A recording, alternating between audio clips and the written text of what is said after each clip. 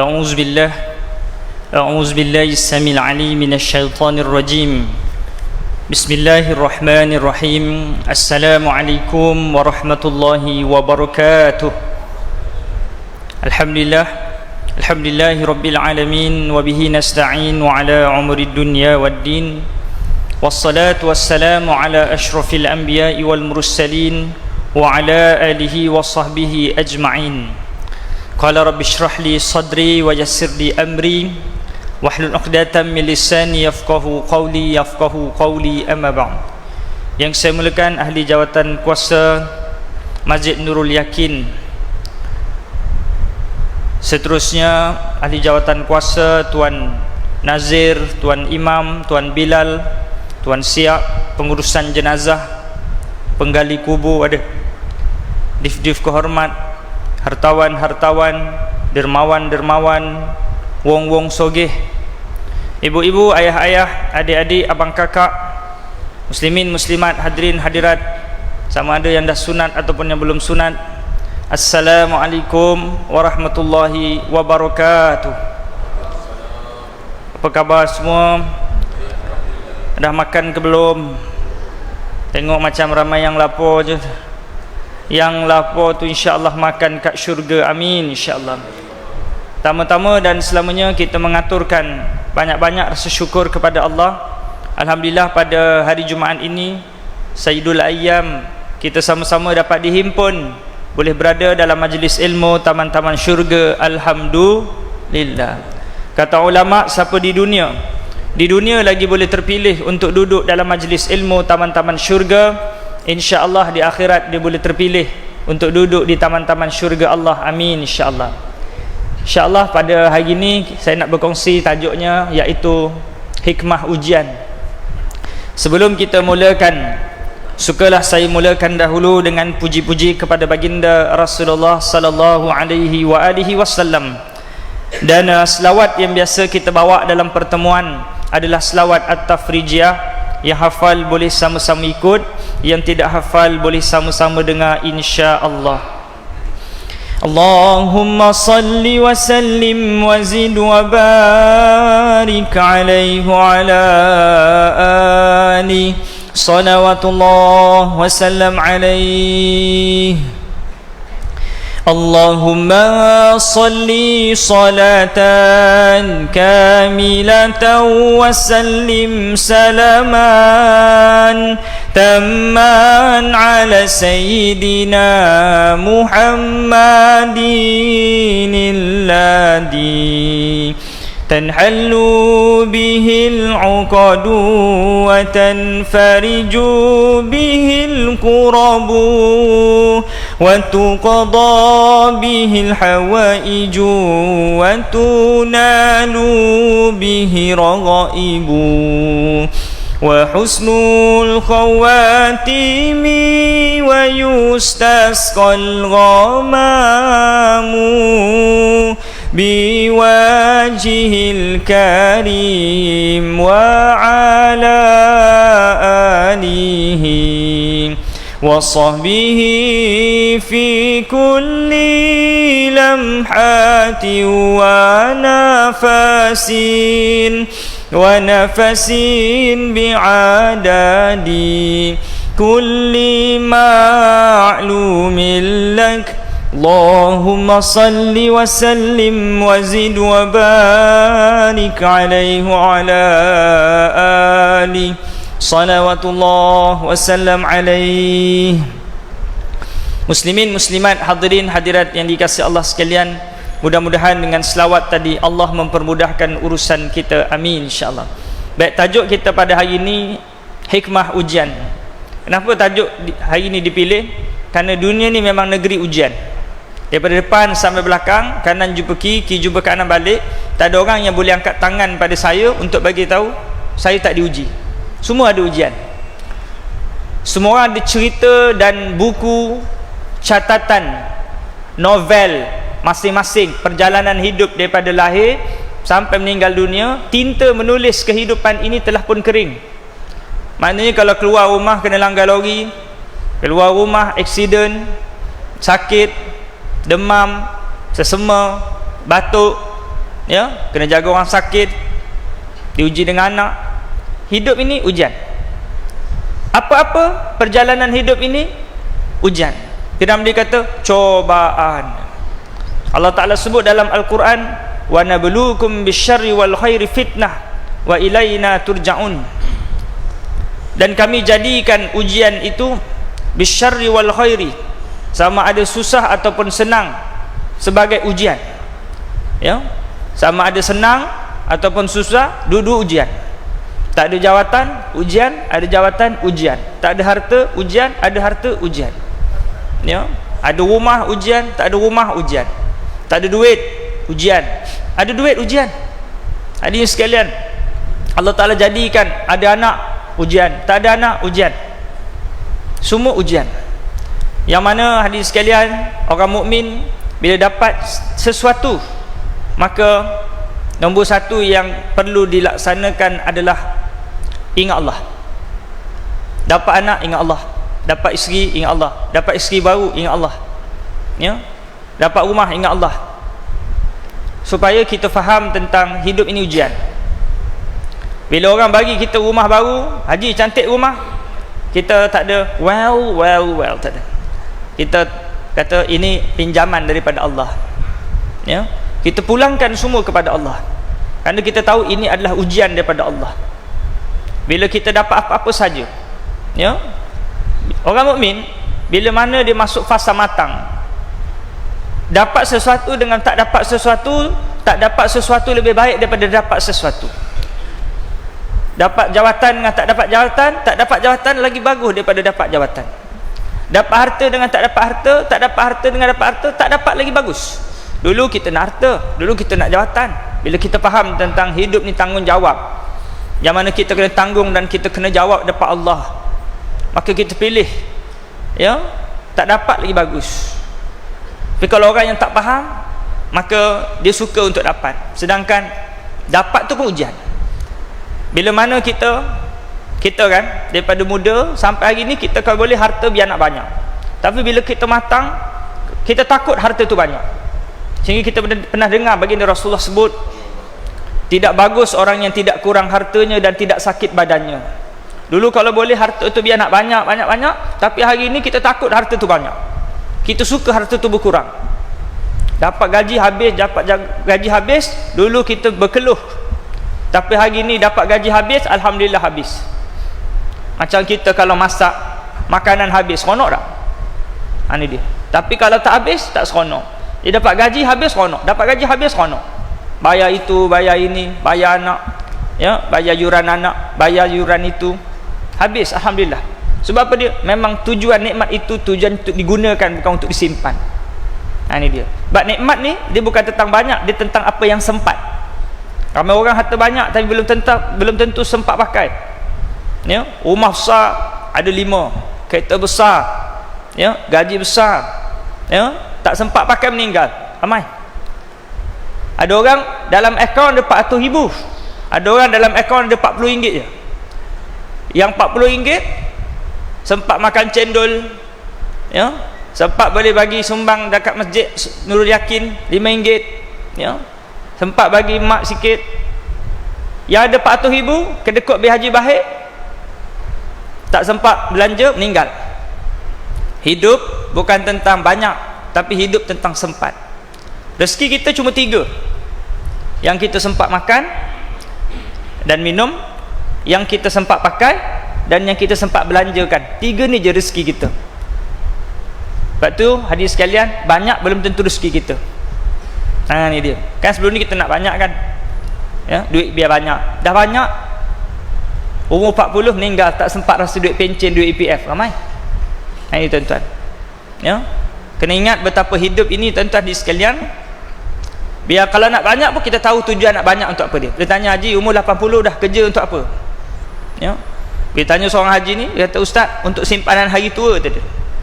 Simpanan hari tua, umur 80 tua dah. Ni dia. Seorang lagi tanya haji umur 80 kerja lagi, kenapa? Ustaz, saya kerja kerana masih lagi ada orang susah untuk saya bantu.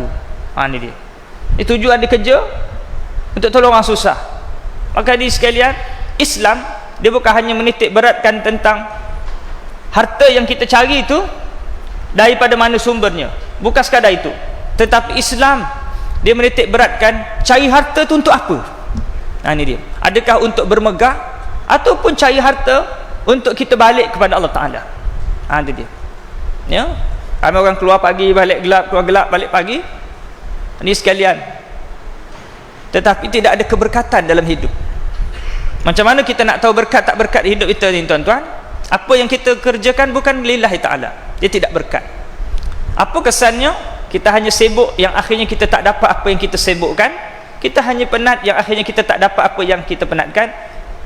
Mudah kata, sia-sia je cari harta tapi tidak memberi manfaat untuk dunia dan akhirat. Kumpul duit ya, hanya untuk memuahkan nafsu, akhirnya mati tak dapat dipakai di negeri akhirat. Orang paling rugi tuan-tuan, umurnya hidup hanya untuk hidup di dunia tuan-tuan, sedangkan dunia ni tuan-tuan sekejap je. Malaysia merdeka tahun 1511, bukan merdeka, mula dijajah tahun 1511.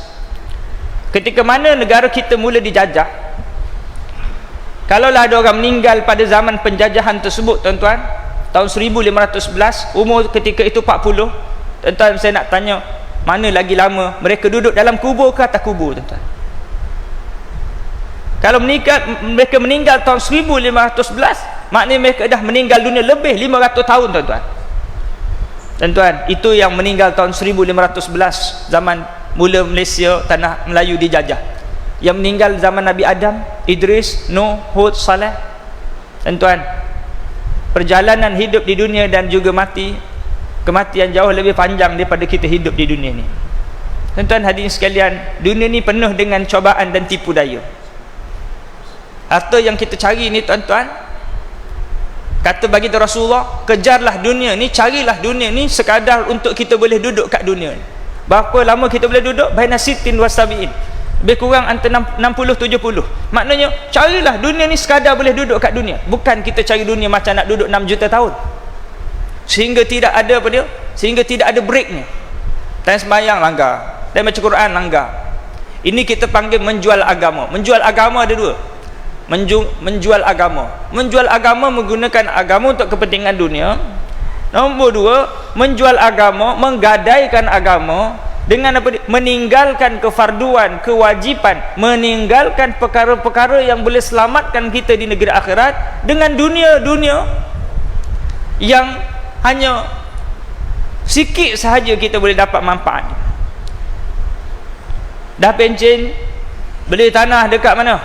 Kuala Selangor, tanam itu, tanam ini, orang pergi kuliah, orang sembahyang duha, orang baca Quran, ya, orang sedekah, duit dia tak nak sedekah, nak kumpul, meninggal. Tuan-tuan, menggadaikan waktu duhanya. Waktu duha digadaikan, waktu zuhur sembahyang jemaah gadai, waktu asar jemaah gadai, waktu maghrib gadai, waktu kuliah gadai. Itu masuk menjual agama. Menjual agama ni ada dua maksud, ya. Sanggup gadaikan, ya, agama kita yang patutnya kita boleh dapat keuntungan akhirat demi untuk dapat keuntungan dunia yang belum tentu untung. Sebab kita dah sebut tadi, dunia ni bukan tentang banyak tapi yang sempat. Banyak ustaz, saya tanam pokok cili 1 ekar, tanam jagung 1 ekar, sawit 5 ekar, income sebulan 20,000. Tuan-tuan, hidup ni tentang yang kita sempat nikmati, bukan tentang banyak. Dalam akaun memang banyak, ada 400,000, keluar RM50. Daripada RM50 beli karipap RM2, dapat 3. Makan 1 je, meninggal. 1 tu je lah rezeki kita, bukan 400,000. Rasulullah sebut ramai orang yang mencari rezeki, ramai orang yang mana apa dia, menyibukkan urusan dunianya untuk keuntungan waris, bukan untung dia. Mana kumpul bukan untuk harta dia, harta waris. Ramai akhir zaman orang yang mengumpulkan harta waris, bukan harta dia. Ini dia, menyibukkan diri untuk keuntungan dunia orang lain, bukan dunia untuk kita, kesenangan kita, bukan. Ni tuan-tuan, awas, ya. Betul hadirin sekalian, dunia ni berpada-pada. Rasulullah kata, kejarlah dunia, kejarlah akhirat, carilah akhirat sekadar untuk boleh duduk selamanya. Itu dia. Oleh kerana kita sedar akhirat ni lama, jadi patutnya kita lebih lama akhirat, kejar akhirat berbanding dunia ni. Sebab dunia ni sekejap je, ya. Berapa hari lagi tuan-tuan kita boleh duduk kat dunia ni, ya. Sebab dunia ni yang kita bimbang, yang kita pening hari-hari ni, dunia ni telah dijamin oleh Allah. Tuan-tuan, yang perlu dibimbang bukan hidup tapi mati. Hidup dah dijamin oleh Allah. Tak ada orang mati ke bulu, tak ada, ya. Ini sekalian, yang kita rasa susah, nampalah duduk di Seri Kundang, kenapa tak duduk Putrajaya? Tuan-tuan, belum tentu apa yang kita nak bila kita dapat dia menyebabkan kita tenang dan bahagia. Boleh jadi bila mana kita dapat, dia lebih menyesakkan dada kita dan dia lebih pada penderitaan, kerana Allah Ta'ala tahu bahagia kita kat mana. Allah boleh letak kita kat Brunei Darussalam, Allah boleh letak kita di Amerika, Allah boleh letak kita di Afghanistan, Allah boleh letak kita, ya, mana-mana negara pun. Allah letak kita Malaysia, kat Malaysia bubuh kat Selangor, Selangor letak dekat Kundang. Ni dia, ni Kundang ke sini, ya. Kundang ni saya duduk Banting pun ada Kundang juga, tapi Banting Kundang Jawa, sini bukan Jawa kan? Ada Jawa ke? Iso ngomong Jawa, iso. Baik, Allahumma salli ala sayyidina. Hadirin hadirat yang dikasihi Allah sekalian, tujuan hidup ni, ya, untuk balik pada Allah. Tujuan hidup untuk mentaati Allah. Dalam hidup ni, siapa nak mulia, cari agama. Dah jumpa agama, pakaikan agama dalam hidup kita, maka inilah nilai sebenar hidup. Kerana apa dia? Siapa kejar dunia, dia sedang mengejar penghinaan dalam hidup. Dunia ni tuan-tuan, semakin tuan-tuan kejar, maka orang hina. Tuan-tuan ingat kita dapat harta banyak, orang suka ke? Kerana setiap nikmat ada pendengki dia. Ini dia. Macam mana ustaz kalau saya nak cari harta banyak biar orang suka? Sedekah. Orang sayang pada kita. Dia tu haji tu bagus dia, duit dia banyak, tapi dia rajin sedekah. Tapi kalau kedekut pergi haji bahir, orang hina. Siapa orang hina kita tu? Orang yang dekat dengan kita. Pendengki ni, dia akan datang pada orang dekat pada kita. Adik-beradik, dengki dengan adik-beradik, imam sesama imam, Bilal sama Bilal, AJK sesama AJK, bukan kat sini, tempat lain. Ini dia, ya. Jiran sesama jiran. Dengki ni dia berlaku pada orang yang dekat. Tuan-tuan dengki dengan orang Somalia, orang Sepanyol tak dengki, kenal pun tidak. Dia dengki dengan orang dekat-dekat pada kita. Ini tuan-tuan. Dan dalam hidup ni hadirin sekalian, dunia ni penuh perangkap. Cara nak elak dia tuan-tuan, hidup ni kena mengikut kebijaksanaan Allah. Allah Al-Hakim, bijaksana, kena ikut kebijaksanaan Allah Ta'ala. Allah Ta'ala jadikan tuan-tuan, asa an takrahu syai'an wa huwa khairul lakum, wa asa an tuhibbu syai'a wa huwa syarrul lakum, wallahu ya'lam wa antum la ta'lamun. Boleh jadi apa yang kita tak suka baik. Banyak benda tuan-tuan kita tak suka, akhirnya baik rupanya. Boleh jadi apa yang kita suka, tak baik rupanya. Allah lebih mengetahui sedangkan kita tidak mengetahui. Tuan-tuan, hidup ni penuh dengan tipu daya ni. Kita ingat kita dapat seronok, bila dah dapat, menyesal beli, menyesal kahwin, nak cerai. Ini dia, banyaknya tipu daya, ya tuan-tuan. Tuan-tuan, semua nikmat ujian, dan semua ujian nikmat. Mana tuan-tuan, kalau tuan-tuan setuju untuk mendapat nikmat, tuan-tuan juga bersetuju untuk menerima ujian. Anak menangis, nak motor, bagi motor, na'udzubillah, dapat motor kemalangan, meninggal, menyesal tak kita? Menyesal belikan motor. Kalau tak kemalangan pun, kalau tak meninggal pun, jatuh sakit kat rumah sakit 2 bulan, kita kena jaga ke hospital, jadi tambah kerja pula. Kalau tak kemalangan, kena saman, lesen tak ada. Sekarang ni kena saman je, naik mahkamah 2,000 tuan-tuan. Beli motor Wisuku ke anak, kena tahan polis, dapat saman, kena naik mahkamah. maksimum 2,000. Jadi Allah tak ada motor ujian, minta bagi ujian juga. Tuan-tuan, dalam nikmat ada ujian, dalam ujian ada nikmat. Ni tuan-tuan, semua ujian ada nikmat.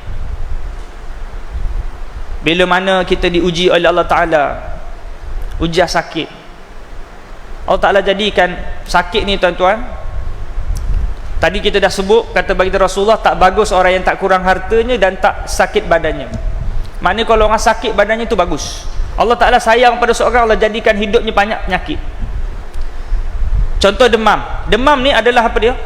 Demam ni adalah api neraka Allah Ta'ala yang Allah Ta'ala convertkan dalam bentuk dunia.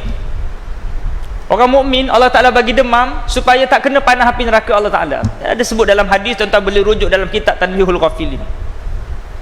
Demam ni panah neraka, Allah convert dalam bentuk dunia supaya tak kena panah ke akhirat. Allah sayang pada kita. Roh tanya, apa hal ni? Ya, ada apa ni? Lalu demam kata, penyakit panah kata, saya datang ni kerana dulu roh ni bersih, sekarang banyak dosa, lalu saya datang untuk bersihkan. Lalu roh kata, mari silakan bersihkan, sucikan. Ni tuan-tuan, orang sakit ni tuan-tuan, Allah Ta'ala jadikan sepanjang sakit tu pahala. Tuan-tuan, kita rajin nak baca Quran 2 jam, sejam. Zaman-zaman teknologi telefon ni, baru nak baca Quran sikit, Bismillahirrahmanirrahim, siapa pula WhatsApp. Ujian tuan-tuan. Lalu Allah Ta'ala bagi rezeki kenderaan, dulu kata, ya Allah bagilah motor, ya Allah, mudah-mudahan dengan ada motor boleh pergi surau, tak pergi juga. Bagilah kereta, ya Allah, bukan tak nak pergi surau, kadang-kadang musim hujan tak boleh pergi, ya Allah, bagi kereta, tak pergi juga.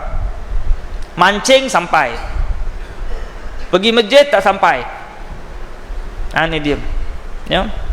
Ada leka mancing udang, isteri punya marah, bang, kalau mancing udang hari-hari, kahwin je lah dengan udang tu. Ni dia, ya. Jadi hadirin sekalian, lalu Allah jadikan penyakit. Nak dapat pahala kok kereta tak dapat, nak dapat pahala kok motor tak dapat, nak dapat pahala kok sedekah tak dapat, nak dapat pahala kok baca Quran tak dapat.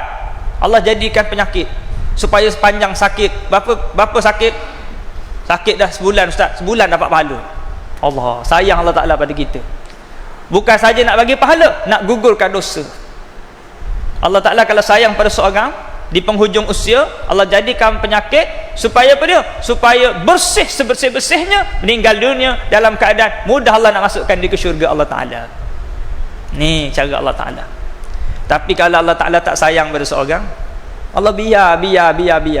Ustaz, saya tak sembahyang sihat-sihat. Ni dia. Kenapa? Tak ada demam, tak ada apa. Saya nak lawan Fir'aun. Fir'aun kan tak ada sakit kan? Ni dia.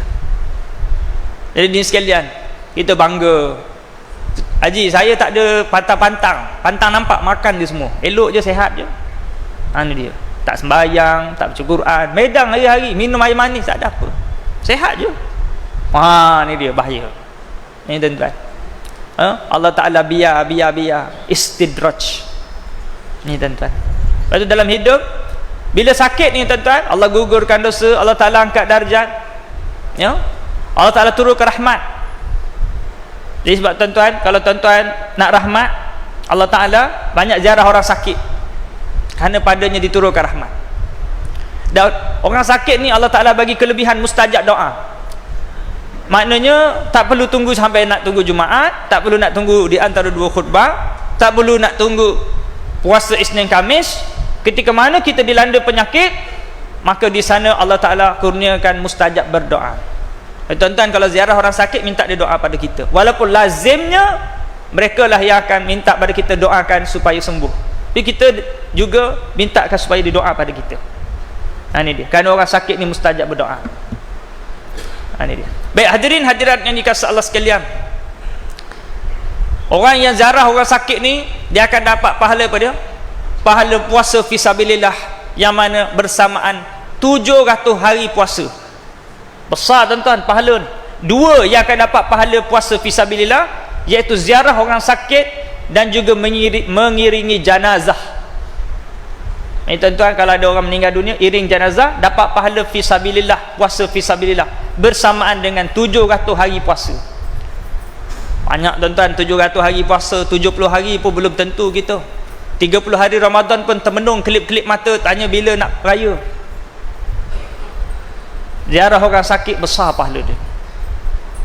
Ya, baik hadirin hadirat yang dikasihi Allah sekalian, Allah jadikan penyakit ni sebagai signal, satu petanda peringatan daripada Allah Ta'ala supaya kita pulang kepada Allah, balik pada Allah Ta'ala. Ya, walaupun dia tak cakap, macam signal lampu isyarat, merah berhenti, hijau jalan.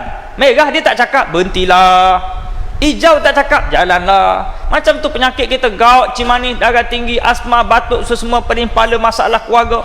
Walaupun gout, bila kena dia tak cakap bertaubatlah, kecimanis tak cakap bertaubatlah, tapi kita faham ini adalah tanda supaya kita balik pada Allah Subhanahu wa Ta'ala. Ini dia. Ya. Baik hadirin hadirat yang dikasihi Allah sekalian, jadi ujian ni tuan-tuan, bila mana kita diuji, kita lebih mudah ingat Allah. Kalau tak kita leka, ya, macam tak ada hari esok. Ni tuan-tuan, bila mana kita diuji oleh Allah Ta'ala, kita mudah ingat dosa kita, kita mudah ingat Allah Ta'ala, kita mudah ingat hari akhirat, dan kita lebih mudah ingat perkampungan halaman sebenar kita. Tuan-tuan, malam saya pergi ke Kancung Darat, Jalan Aman. Saya tengok rumah besar-besar tuan-tuan. Kebetulan depan rumah dia kubur. Saya tengok rumah kubur, rumah kubur, rumah kubur. Ni rumah 2 tingkat, besok duduk kubur besar ni. Tuan-tuan, sebesar apa rumah kita, akhirnya besar tu je rumah kita yang kita banggakan sangat. Yang kita bangga sangat kereta kita Alphard ke, BMW, lebih banyak yang makan dah berluang ke, besok kereta jenazah je. Ini dia. Yang kita wangi-wangi, bangga dengan perfume kita harga 4,000, besok pakai kapur barus je. Yang kita bangga pakaian mahal kita, besok pakai kain kapan je. Kejap lagi, bukan lama pun mati ni tuan-tuan. Dia bukan tunggu giliran, dia tunggu cabutan. Kalau tunggu giliran mesti abang meninggal dulu, tapi tunggu cabutan sampai masa meninggal kita. Dunia ni kejap je tuan-tuan. Umpama mimpi dalam mimpi, hidup ni bagaikan apa dia, kerdipan mata. Kita kedip mata je, dah besar dah anak-anak. Kedip mata dah ada cucu dah aku. Kedip mata dah di dalam barzah dah. Hidup ni tuan-tuan umpama kerdipan mata. Betul hadirin sekalian, beruntung orang yang pagi petang siang malam fikir macam mana dia boleh menjana pahala. Duit kita cari sebab kita boleh beli makanan, boleh kita pergi jalan-jalan bersia-sia. Duit kita cari supaya kita boleh apa? Kita boleh beli ubat, kekal hidup, kekal sehat. Tapi ke akhirat tuan-tuan, duit kita tak boleh guna dah. Sebab itu orang yang hari-hari jana pahala diuntung. Sebab tuan-tuan, kalau tuan-tuan nak sehat, tuan-tuan nak terus hidup di dunia, tak boleh. Allah janji jamin di akhirat kekal. Kalau tuan-tuan nak makan sedap dekat akhirat, Allah jamin kekal sedap. Kalau tuan-tuan terus nak muda, Allah jamin dekat akhirat kekal muda. Maka sebab itu rebutlah akhirat. Tawaran manifesto Allah Ta'ala jauh lebih hebat dan jauh lebih besar daripada janji-janji dunia yang penuh dengan tipu daya. Jadi saya sekadar itu perkongsian yang saya boleh kongsikan pada hari ini, yang baik datang daripada Allah, kelemahan atas diri saya. Aku lu qauli hada wa astaghfirullahal azim li wa lakum. Wassalamualaikum warahmatullahi wabarakatuh.